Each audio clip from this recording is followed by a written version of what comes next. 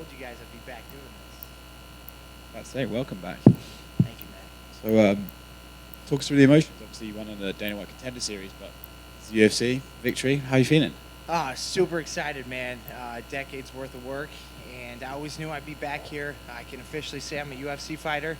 Even though I won that Contender Series fight, it wasn't a UFC fight, and I'd been in the UFC, but I never won. So to get a win like that, and I couldn't have played out any better. Extremely excited.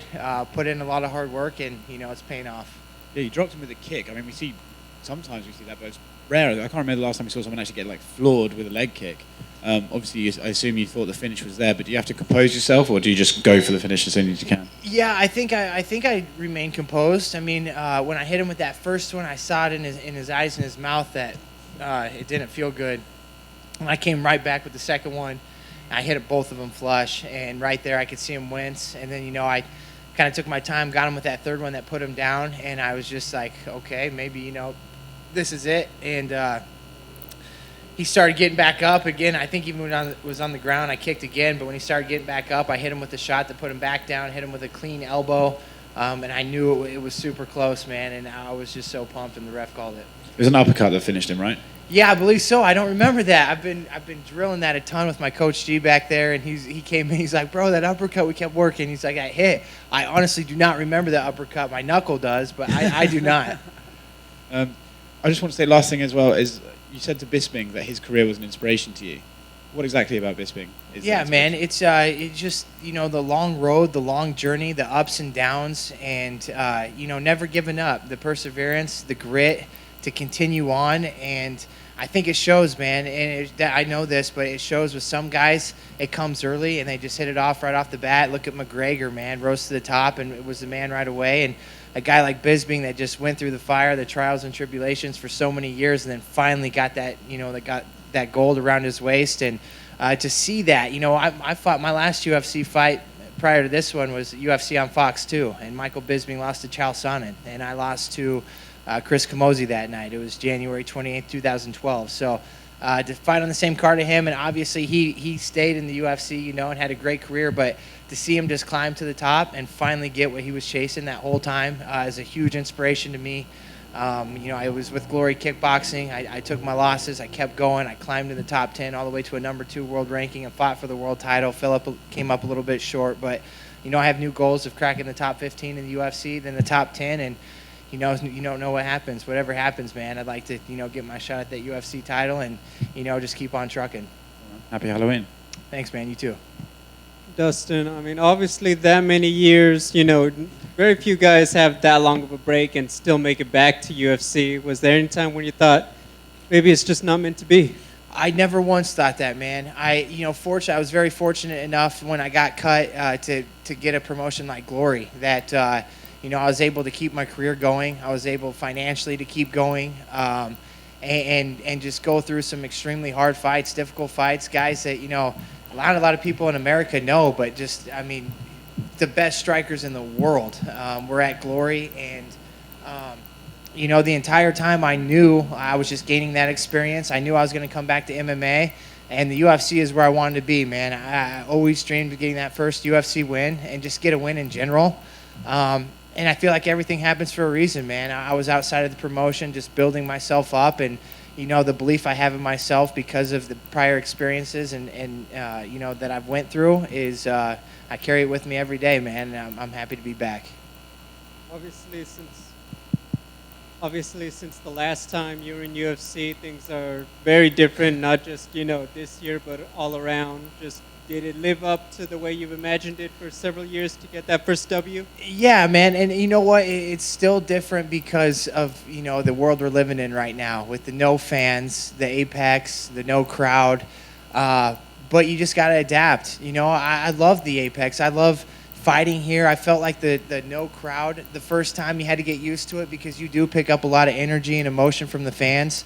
That just wasn't there last time. There's times I was kind of feeling down. If I could have heard people yelling, screaming my name, I might have gone a little bit harder. But this time, especially with a walkout, I think a walkout makes a big difference too. Being able to hear your music, get in the zone, hear your opponent's music. And, it's changed drastically with the Reebok and But you know what? The UFC always takes care of you. I remember that how well they treated me back then and how well they treat me now. And, I'm just happy to be back. And when I was here last time, I just didn't really believe or fully believe that I belonged. And now I know I belong. I know I can be the man in this promotion. I know I can go on a great run and put on exciting fights. Final question for me, just, there are a lot of guys that get down on themselves after they've been cut, but obviously everyone's dream is to make it back. What would your advice be to some of these guys or girls who, they want that second shot one day?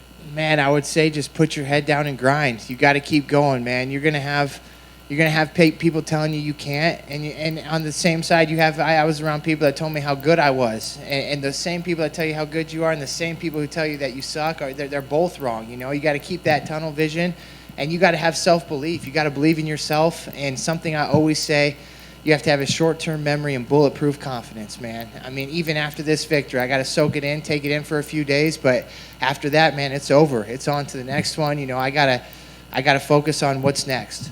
Thank you.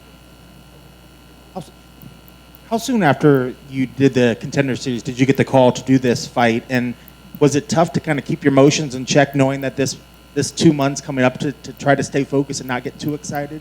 Actually, I fought August 4th. I think it was like a couple weeks after that. I was on the golf course. My coach gave me a call. My manager gave me a call the same time, told me it was going to be Justin Ledet, and told me it was a great matchup. Side note, right when I found that out, I'm on a par 5, hit a beautiful drive, hit a good second shot, and I chipped in my third shot for eagle right when I found out about this fight. So that was super cool. But actually, they were interested in me fighting August 29th when Anthony Smith fought Rakic, my teammate. And I was like, dude, there's no way I can. I had that cut above my eye from Ty Flores. So I said, no, I can't do that. And they're like, well, what about Halloween? I was like, perfect. I get a kind of ease into training. I said that, and I was right into hard sparring right away. But I had plenty of time to prepare, and tonight I got to execute. So it was a good game plan. For a lot of people out there, 2020 is one of these years that most people are always going to remember as just being one hell of a year. But for you, 2020 is actually towards the end of it, has rebounded very well for you. I mean, this has got to be a wonderful thing for you. So 2020 for you is probably not a bad thing. No, man. I mean, everything in life is perspective, man. And I think perspective and attitude is everything. You can look at 2020 and you can say, why me, why this, why that, man. But I always keep my head up. I always put a smile on my face, and I always work. I always grind. Keep going, man. Not much gets me down, and not much affects me. Like I said, man, short-term memory, bulletproof confidence, and I love 2020. Well, now you're going to ride momentum into 2021. When you look at 2021, what sort of goals and plans are you going to put out there for yourself? What do you want to hope to achieve in the next year coming? I've got big goals, man. I have a twin brother that's very dear to me. That's my tattoo. We have the same tattoo, but I texted him. I was saying, 2020 is my year. He's like, bro, 2020 is your decade. He's like, I feel it, and I believe it, man. I have big goals. Like I said, I want to crack the top 15 in the UFC. I want to crack the top 10 and eventually fight for that world title. And, I believe in myself. I think I have the skills to do it. I think that, the fires that I've walked through and the ashes that I've rose from have put me here. And, I'm ready to go accomplish those goals. Well, since you brought it up, and I could see that the emotion was starting to come out a little bit talking about family, is this something that your family always knew that you would get to this point? And then is it nice to have had that belief in you? Yeah, 100%, man. They've always believed in me. I've always believed in myself. I do this for them, too, man. I know how proud they are. Yeah, dude, because my brother, he's a badass. We're twin brothers, and he started fighting before me, and he's the one who got me into fighting. And circumstances kind of led him out of it. He has 3 little girls, and it's hard to fight professionally, especially early on, when you're not making much. And, this was over a decade ago, and the sport's way different. And so every time I fight, man, I just think of him. I fight on. I mean, he's much more of a fighter than I am, man. He really is. I'm more of a competitor, and I do this for him too. I do it for both of us. So yeah, pretty emotional. Thank you for sharing that. Congratulations. Thank you. You mentioned that you lost confidence earlier on. How did you get that back? What was the point when it turned around? Yeah, it's not that I really lost confidence. I just you know, it's when I was sitting in the fighter meeting, you know, and I was young, 23-year-old kid. Like I said, I've always been a competitor. I haven't been really like a real fighter. You know, I wasn't ever getting in fights. I had to really learn how to fight, you know, and Glory really taught me how to do that. But it's not that I didn't have the confidence. It's just that I didn't fully believe. I'm like, this is the UFC. I'm looking around at like Nick Diaz, BJ Penn, Chet Congo. I'm like, I don't belong here with these guys, you know? And now these days, like, I truly believe that. You know, that fighter meeting when Dana White was talking, man, it brought back memories of, you know, what I was thinking back then. You know, when I was this 23-year-old kid, but I was just sitting there like, you know, kind of trying to hide in the corner. And now the 32-man, I wanted to jump up front. I want to tell everybody, like, watch me. I'm going to show you how to do this. Like, when I was early on the card, second, third fight, I was supposed to be third. When I was second, I was kind of pumped because I was like, man, I'm going to show you guys how to do this. And but like, you know, I'll say it for the third time, man. Short-term memory, bulletproof confidence. I've always had extreme confidence in myself, but now I fully believe, you know, I'm the man. I could be the man in this promotion. Not everybody that gets cut is able to work their way back up. I mean, there must have been, it couldn't have been easy. No, not easy at all. Like I said, I was very thankful. That Glory Kickboxing, I had no idea what it was. After I got cut, I got a call to fight in an 8-man kickboxing tournament. I had never kickboxed before. They're like, winner gets $20K. I was training for an MMA fight. I was like, winner gets $20K? I was like, done. I was like, I'll look at it as sparring, man. I'll go in there, and I don't have to worry about a takedown.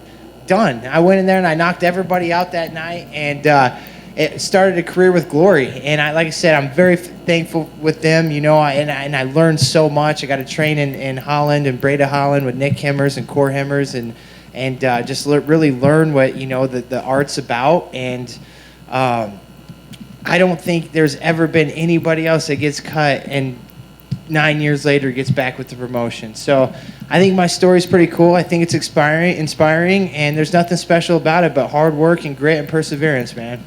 A lot of these, I don't know if heroes is the right word, but legends in the sport that were here at that time. Is there anybody you'd like to fight in the future that you looked up to? Yeah, you know, I think, like you think like Shogun, I don't know, I think he's about done. I would love, you know, that fight, I think, but it just wouldn't feel the same, man. I feel like he's kind of on the decline. And I mean this totally respectful, you know. It wouldn't be the same fighter that I looked up to, you know. One guy that I really looked up to in Glory Kickboxing was Gogan Saki. And I was like, damn, this guy is a killer. And just really started, you know, studying him, watching a lot of his fights. And now he's in the UFC. I think it would be cool to go out there and bang with a guy like that. So, you know, and he's a legend in kickboxing. You know, not so much MMA, but, you know, what a warrior, man. That would be a cool fight. Right on, man. There's going to be more of this. Thank you, guys. It was fun.